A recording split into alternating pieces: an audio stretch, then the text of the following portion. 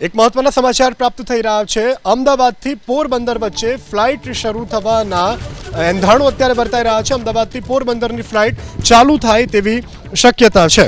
તો હવે જે પોરબંદર જનારા યાત્રીઓ છે તેને સીધો ફાયદો થશે।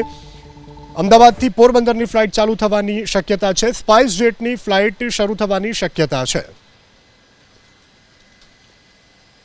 પોરબંદર એરપોર્ટનો 2047 यानी कि विकसित भारतना संकल्प साथेनो मास्टर प्लान बनावा माटे आयोजन विचारणा हेठळ छे।